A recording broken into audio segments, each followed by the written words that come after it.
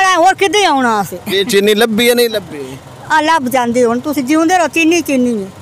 अस्सलामुअलैकुम, मैं आपका होस्ट चौधरी बाबर शेर कांजू। आप देख रहे हैं हमारा YouTube channel Chaudhary Babar कांजू official.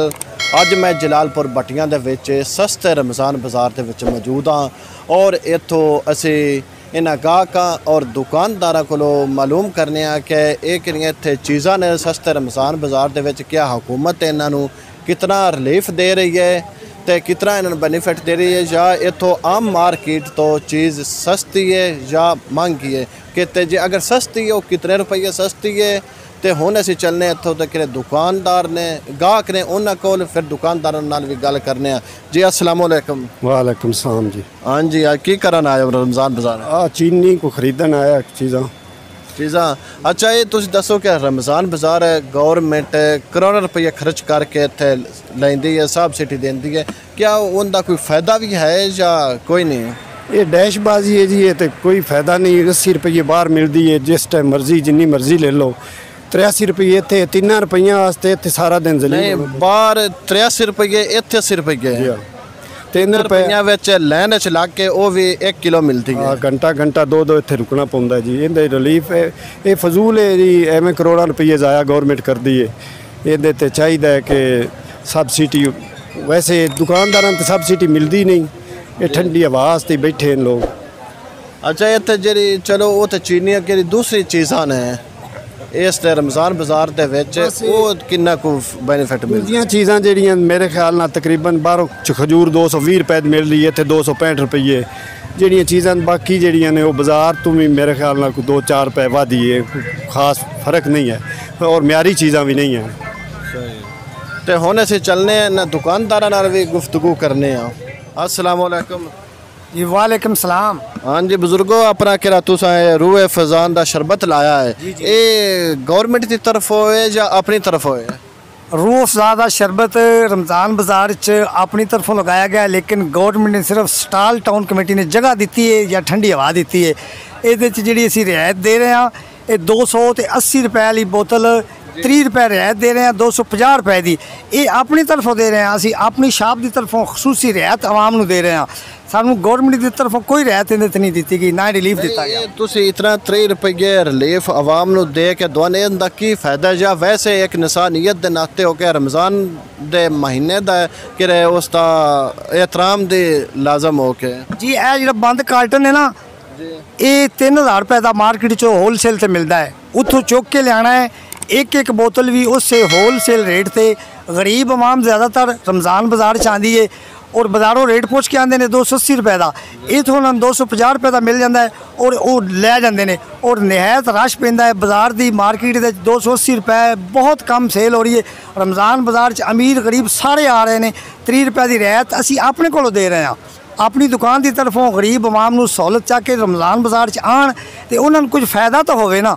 अस्सलाम वालेकुम। वालेकुम अस्सलाम। की खरीददे पए हो? असी प्याज ते करेले ते सेब। अच्छा, आम मार्केट तो इत्थों सस्ती चीज़ मिली है? हाँ, बहुत सस्ती। किवें किलो मिले है? इत्थे 20 रुपये किलो। ये दोनों किलो किलो ही देंदे पे या ज़्यादा देंदे? नहीं, किलो किलो किलो किलो देंदे पे ने।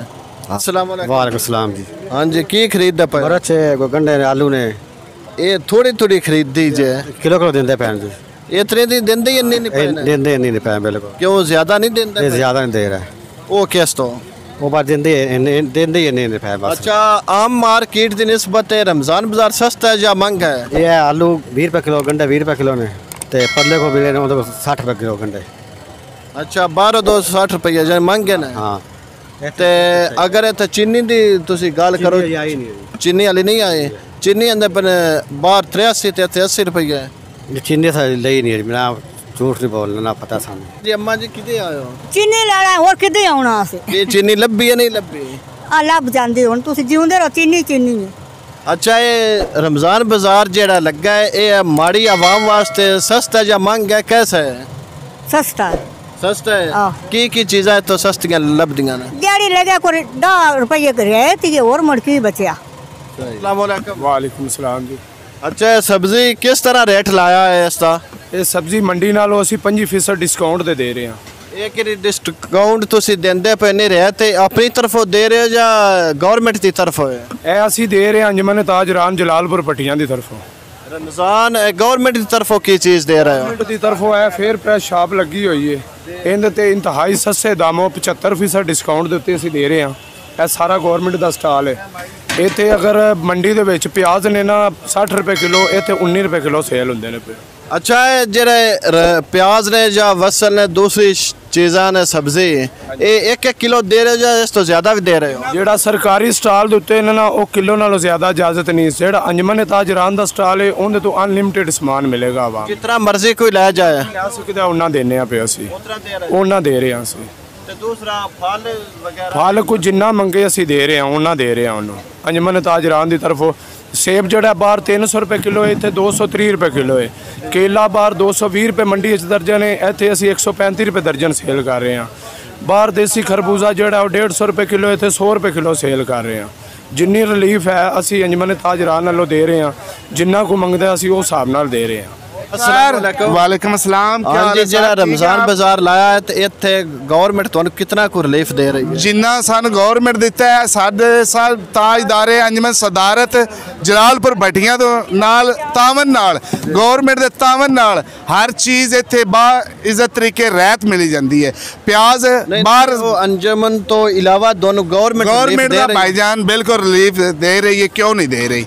इतना को गवर्नमेंट का भाईजान प्याज बाहर 60 रुपए किलो ने, साड़ी गवर्नमेंट ने क्या प्याज 19 रुपए किलो बेचो। आलू बाहर 40 रुपए किलो, इतने साढ़े गवर्नमेंट ने क्या 20 रुपए किलो बेचो।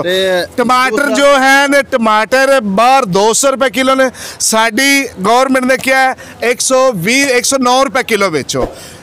भिंडी जी है 280 रुपए किलो मार्केट का रेट है, साढ़े रमजान बाजार के 165 रुपए किलो गवर्नमेंट की रिलीफ की तरफों। थोम बाहर 320-400 रुपए किलो रेट है, साढ़े रमजान बाजार के सिर्फ और सिर्फ 250 रुपए किलो है। कद्दू जो है रमजान बाजार तो बाहर हट के 120 रुपए किलो, साढ़े को सिर्फ और सिर्फ 65 रुपए किलो है। दूसरी दाल आटा हर चीज़ भाईजान सब रमजान बाजार है बा इज्जत तरीके रहत मिलती पई है।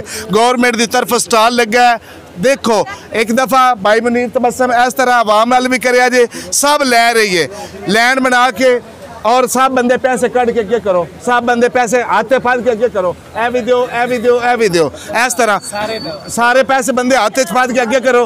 जेड़ा बंदा सब नूं मिलेगा, सब नूं शामी 5:30 बजे तक टाइम है। भाई मुनीर तबस्सुम साहब 5:30 बजे तक टाइम है, आवाम नूं मिलेगा। पाकिस्तान जिंदाबाद।